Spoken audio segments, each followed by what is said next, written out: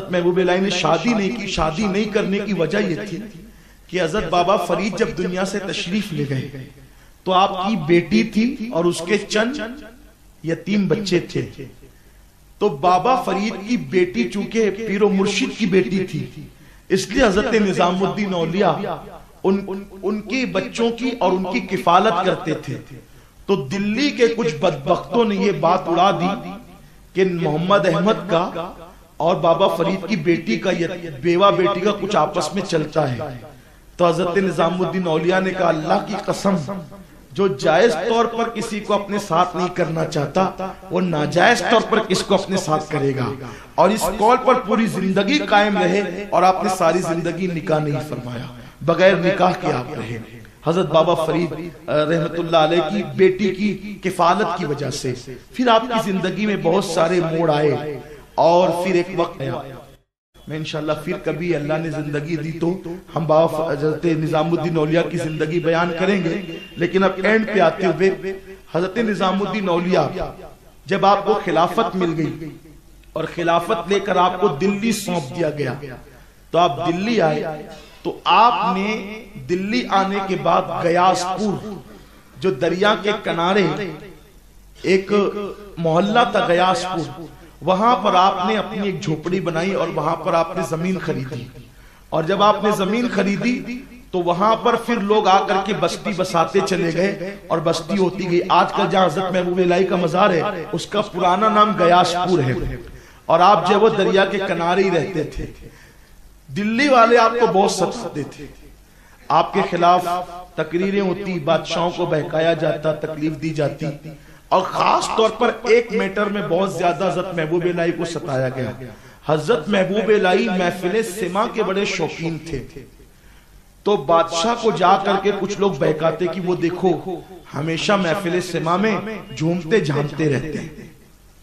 تو جو غیاث الدین تغلق تھا, یہ بادشاہ کو لوگوں نے اتنے کان بھر دیے کہ بادشاہ نے چاہا کہ حضرت محبوب صاحب کی محفل سما کو پر پابندی لگے اور محبوب الہی پھر سما میں شریک نہ ہو سکے.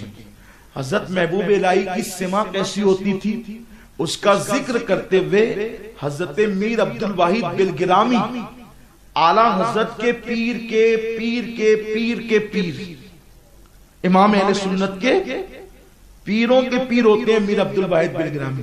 اور میر عبد الواحد بلگرامی کی کتاب سبع سنابل شریف, اسی ایک کتاب کی وجہ سے اعلیٰ حضرت نے ان کو مجدد لکھا ہے, حضرت میر عبد الواحد بلگرامی کو. اور میر عبد الواحد بلگرامی کی وہ کتاب بارگاہ رسالت میں مقبول کتاب ہے. تو حضرت میر عبد الواحد بلگرامی لکھتے ہیں کہ جب حضرت محبوب الہی کے خانقاہ میں سما ہوتی تھی, محفل سما, تو وہاں پر جوتیوں پہ پہرا دینے کے لیے حضرت خضر علیہ السلام تشریف لاتے. بڑے بڑے اکابر اولیاء ہوتے تھے, بڑے بڑے اکابر اولیاء اور علماء تشریف لاتے تھے. لیکن بادشاہ کو بہکا دیا حاسدین نے. یاد رکھیے گا جس کے پاس بھی نعمت ہوگی اس کے حاسدین ہوں گے. حضرت محبوب الہی اتنا دل برداشتہ ہوئے حاسدین سے کہ آپ نے فیصلہ کر لیا کہ میں دلی چھوڑ دوں گا. اب میں دلی چھوڑ کر کے کوئی بھی کونے میں کہیں بھی پہاڑ میں جا کر اپنی زندگی گمنامی کی گزاروں گا اور اب میں دلی میں نہیں رہوں گا. تو ایک مجذوب نوجوان بزرگ آئے اور کہنے لگے محمد احمد, جب چاند بننے کا شوق تھا تو تو نے اتنا سوچنا چاہیے تھا کہ تجھ پہ انگلیاں بھی تو اٹھے گی. بھائی جب عید کا چاند نکلتا ہے تو لاکھوں انگلیاں اٹھتی ہے, وہ چاند وہ چاند وہ چاند, اس پہ انگلی بھی اٹھاتے ہیں اور اس کو دیکھ کر عید بھی کرتے ہیں.